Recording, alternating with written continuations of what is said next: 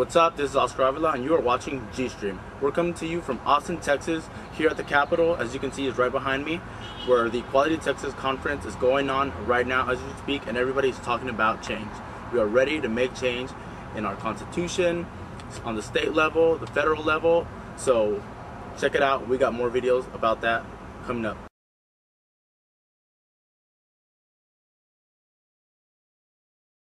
The Youth First Texas Youth Board and Bob Guinness, Program Director of Youth First Texas, took a trip down to Austin to attend the Texas Equality Public Policy Conference that was held inside the Capitol, where they spoke about many different issues that the LGBT community deals with today.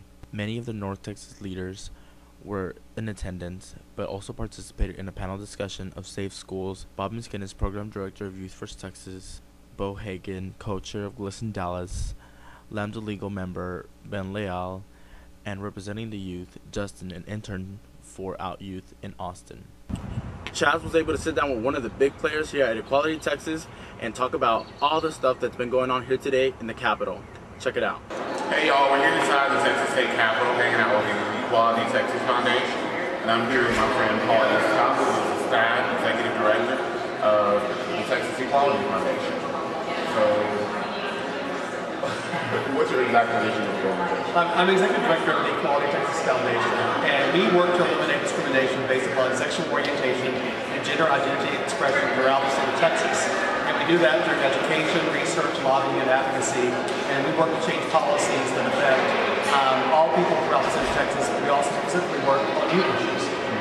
I mean, what's the purpose of the event that we got going on today? The event today is a policy conference talking about how policies affect all of our lives and the issues that we deal with, whether it's non-discrimination in public accommodations, the workplace, or whether it's safe schools and bullying and harassment for LGBT youth or for youth that have LGBT parents. So we work today is kind of bring people together to learn how to advocate for policy change in order to have better laws and a better environment in Texas. Okay, and then Paul, would you like to lead the youth with any specific message? I think it's great. What we're doing is we're working with a lot of different youth organizations across the state. Youth First at Dallas is one of those.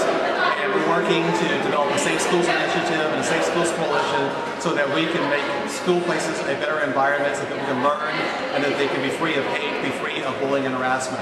And so we need the youth to kind of get involved through GSA, talk to your officials, your administrators, and your school counselors about why this is important and why you want a better school environment and why it's important to you. Thank you. Well, that's Paul Scott. Check out Texas. Equality Texas. What's the website? Yeah, equalitytexas.org. Okay. Be sure to check out, if you like more information, be sure to check out equalitytexas.org. Now, I want to introduce you to somebody that's been making a difference in D-Town, and he's been getting national attention, local attention, and definitely he is on the way of being one of the next big things. So Chazka was able to sit down with Jay and talk to you about what he plans to do for the future, how he feels about his attention, and his involvement with Dukes of Dallas. So we know, Jacoby, that we have Root of Dallas, for all of you who don't know, Dukes of Dallas, which is a group of, I guess you could say, drag kings who get together. So can you tell us a little bit more, Jacoby, about Dallas? Dukes of Dallas perform at Buddies 2, and they are a group of mostly lesbian who dress as drag kings, and they just put on performances, sing, dress up, and do choreography to different songs by different artists of different genres. So, and that's once a month, and it's a good way just to have fun and play around with the gender, variance in our community. So I'm looking at your arm and I can see you have a brand new tattoo that says choice. So just to kind of, segue into the question, but what kind of choices do you see yourself making as not just a transgender person, but a human being in the future to, I guess, help your community and the communities you're a part of? Well, I got to a part of reading a quote by a fellow trans man who wrote a book, and he said, I did not choose to be this, I choose what to do about it. And I really found a lot of strength in that, and that, something I believe about the entire LGBT community. And so I take one day at a time. That's my little mantra for life, is taking one day at a time. So I make choices every day of, whether or not I'm going to come out to somebody, or whether or not I'm going to choose to do articles. But so far my choice is mine for the fully transition, which includes hormones and surgery. And then I pretty much decided that I'll probably continue doing activism for the remainder of my life, or at least for a good 10 to 20 years from now, before settling in and living my life without the media attention and stuff like that. But again, it goes back to being in a safe place where I can actually do activism without having to worry about my safety, so that helps. It takes a lot of courage to do. I normally okay. So we want to thank Jay for being a part of the interview with us, and we do have a gender identity group that meets at Youth First Texas on the 2nd and 4th of Thursday of every month. And if you have any questions about that meeting or any other issues, be sure to check out www.youthfirsttexas.com. And if you have any questions for us here at GStream, be sure to check out www.myspace.com/GStreamOnline. Hi, I'm Rachel Jensen. I'm doing your monthly wrap-up. We have the YFT annual after prom party on May 3rd from 11 p.m. to 2 a.m. There's going to be music, free food, and a performance, so come on down after the prom. Gender identity goes on May 8th and 22nd. It's a discussion group on transgendered issues.